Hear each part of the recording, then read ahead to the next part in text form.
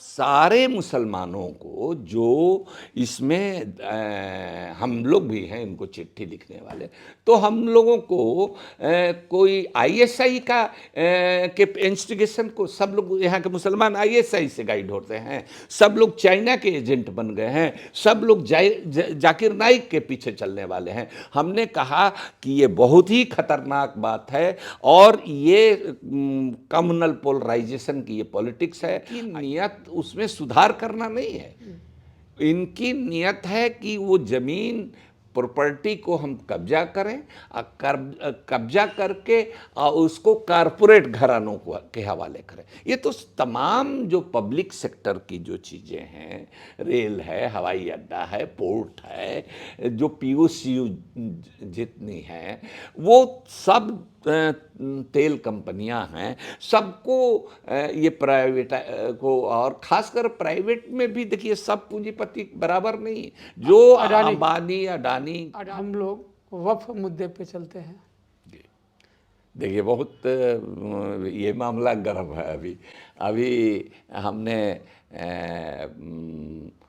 Parliament में वक्फ एक JPC बनी है वक्फ कमेटी की, और इसको भी देखिए हमने 7 पेज की एक चिट्ठी लिखी है और उसमें पाल को जगदम्बिका पाल, हाँ जगदम्बिका पाल साहब, और उनको हमने चिट्ठी लिखी। और हमारा मानना है कि जो वक्फ प्रॉपर्टी है तो इसमें ये वक्फ का मतलब होता है कि ये खुदा को हमने दे दिया। ये तो किस लिए दिया, उस और जो दे दिया एक बार वो वापस भी नहीं ले सकता है। अच्छा। ये भी है। और दूसरी चीज़ क्यों दिया, तो गरीब मजलूम लोग हैं, बीमार लोग हैं, या जिन लड़कियों की शादी नहीं हो रही है, ये जिनकी शिक्षा में मदद करने के लिए, माने गरीब कमज़ोर लोगों के लिए प्रॉपर्टी लोग देते हैं। तो जाहिर है जिसके पास होगा वही न देगा। तो मुसलमानों में जो अमीर उमरा लोग थे, जो राजे रजवाड़े थे, उन्हीं लोगों ने ज़मीन दान में दी या पैसा दिया, तो वो प्रॉपर्टी वक्फ की प्रॉपर्टी है। तो कहते हैं कि इतने है, लेकिन अब उस वक्फ प्रॉपर्टी को ये हम मानते हैं कि उसके इंतज़ाम में बहुत सारी गड़बड़ियां हैं, और उस पर जो काबिज लोग हैं, मुतवल्ली कहा जाता है, या उसकी जो कमेटी होती है, या जो वक्फ बोर्ड सरकार, हर स्टेट में वक्फ बोर्ड या सेंट्रल वक्फ बोर्ड भी होता है, तो उसमें पसमानदा लोग नहीं के बराबर हैं। जो ऊंची जाति के मुसलमान हैं उन्हीं का कब्जा है, और ट्रेडिशनली चला आ रहा है उन्हीं का कब्जा है। तो चलिए, तो इन सब चीज़ों को इन्होंने एक उसमें लिखा है, नया वक्फ बोर्ड का जो बनाया है, कि उसमें पसमानदा का भी एक नुमाइंदा रहेगा। तो एक रह करके क्या करेगा, एक रह करके, और वो भी इनका आदमी रहेगा, तो फिर और नॉमिनेशन से बस, तो चुनाव नहीं। हाँ, चुनाव नहीं, नॉमिनेशन से। हाँ। तो दूसरी चीज़ ये है कि इनकी नियत उसमें सुधार करना नहीं है।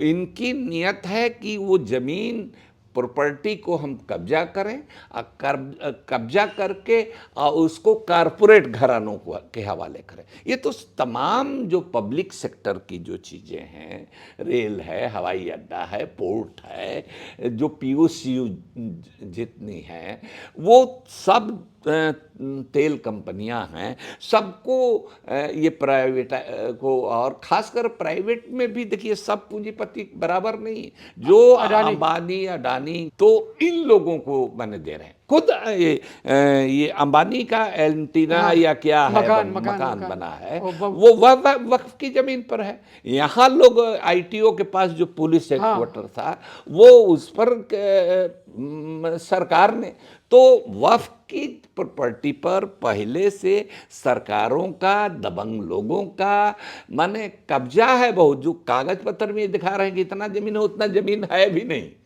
ज्यादातर तो अनऑथराइज ऑक्यूपेशन में है, मजबूत लोगों ने, उसमें सरकार भी शामिल है। कब्जा कर तो ये छुड़ावे और गरीबों के, गरीब मुसलमानों के मदद में वो प्रॉपर्टी खर्च हो, या जो जो वक्फ कमेटियां काम कर रही हैं उसमें सुधार हो, वो इनकी नियत नहीं। इनकी नियत है हड़पो, कब्जा करो, उसको दो, तो हम इसमें भागीदार बनेंगे। इस सिर्फ एक लॉलीपॉप दिखा देने से कि पसमानदा का भी एक नुमाइंदा रहेगा।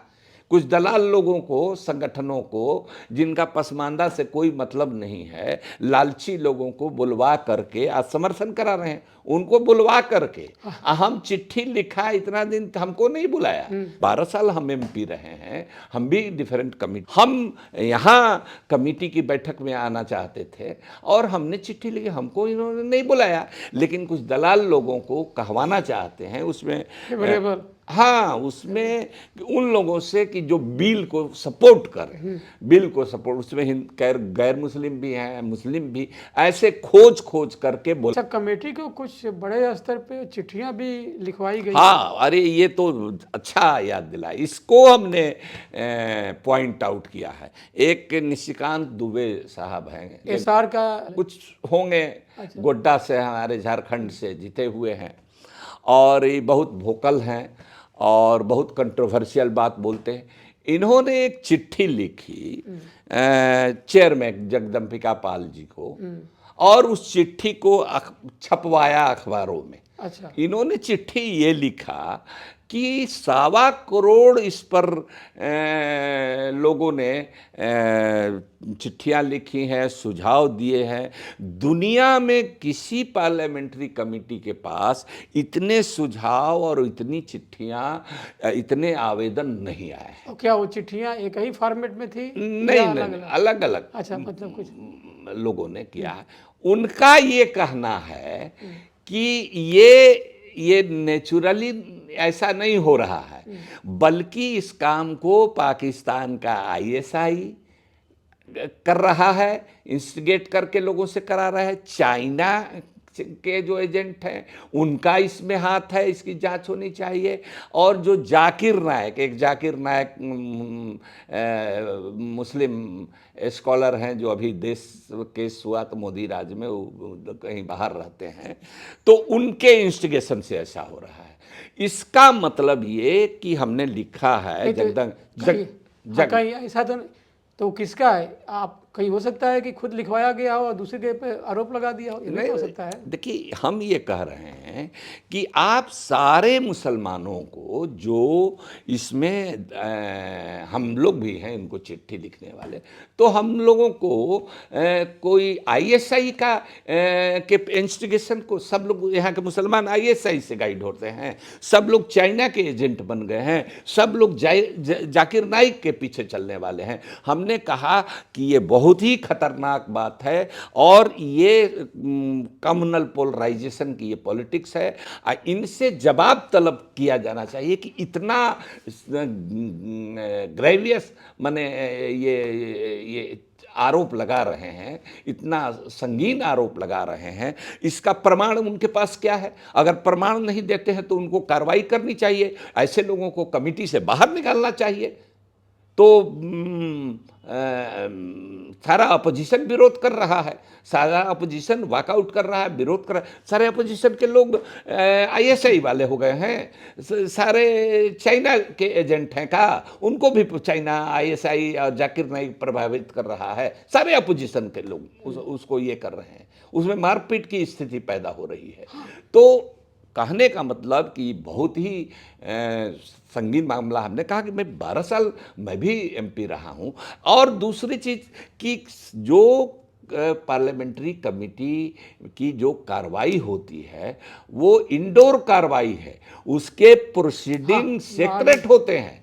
हम लोगों को जब बने तो शुरू में ये बताया गया कि जो पार्लियामेंट्री कमेटी में आप मेंबर हैं, जो कार्रवाई आप बाहर नहीं दे सकते हैं। तो मान लीजिए कि आपने चिट्ठी लिखी, गलत ही लिखा, लेकिन ये सीक्रेट डॉक्यूमेंट है। आपने सिर्फ एक प्रमाण कि आपने अपना चिट्ठी अखबार में छपवाया, इसके लिए इस आरोप में उनको कमेटी से बाहर करना चाहिए और उनको पेनलाइज करना चाहिए, उनको दंडित करना चाहिए। तो ये भी चिट्ठी में हम ये बात इंडियन एक्सप्रेस में, हिंदू में, भास्कर में, प्रभात खबर में, इनकलाब में हमारी चिट्ठी का रेफरेंस दे करके ये बातें सब छपी हैं।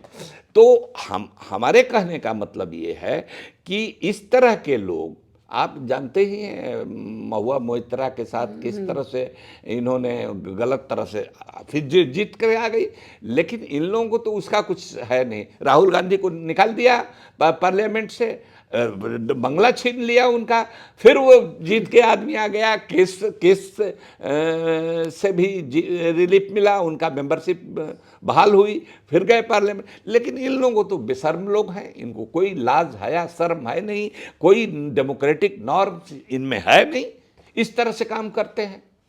तो वक्फ वाले मामले में आपको क्या लग रहा है?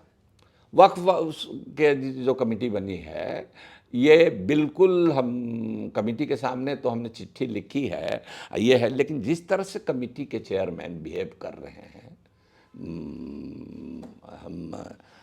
हमको ये उम्मीद नहीं लगती है कि कोई ये न्याय करेंगे। कोई न्याय नहीं कर, सारा अपोजिशन, सारे मुसलमान ये हैं। हम लोग जो सुधार चाहते हैं, पसमानदा एंगल से जो हम लोग कमी देखते हैं, तो वो लोग भी लड़ेंगे हम वो लड़ाई, लेकिन उसमें सुधार की नीयत इनकी हो तब। इनकी नीयत उस जमीन पर कब्जा करने की है और उस जमीन को अडानियों अंबानियों को देने की है। तो आपको लगता है कि मतलब ये लोग केवल इसको बाहर एक दिखावे के तौर पर यूज करना चाहते हैं? हाँ, बिल्कुल बिल्कुल। इनका जो एक लाइन जोड़ दिया है कि पसमानदा को एक मेंबर रखेंगे, एक मेंबर रह करके ही क्या करेगा? सारा पावर जो ब्रिटिश पीरियड में कलेक्टर को जो पावर होता था, कलेक्टर तो पॉलिटिकल प्रतिनिधि है जिले का, तो कलेक्टर के जरिए राज्य सरकार को भी कोई हक नहीं रहेगा। आजकल तो देख रहे हैं जिस तरह सा मोदी जी, अमित शाह जी का चल रहा है, तो ये सीधे जितने आईएएस हैं, आईपीएस हैं, वो अपने चीफ मिनिस्टर को भी कुछ नहीं गदानते हैं, सीधे उनके जरिए उनको कंट्रोल करते हैं, अपने मनमानी कर पक्ष में बोलने वाले, बल्कि लोगों को तैयार किया जा रहा है लालच दे करके या कुछ इंसेंटिव उनको प्रोवाइड करा करके, उनको और उनकी पीठ थपथपा रहे हैं, उनकी तारीफ कर रहे हैं, और उसको जितना बीजेपी का पोर्टल वाला है, मीडिया वाला, वो चला रहा है। तो हम लोग जानते हैं कि मैंने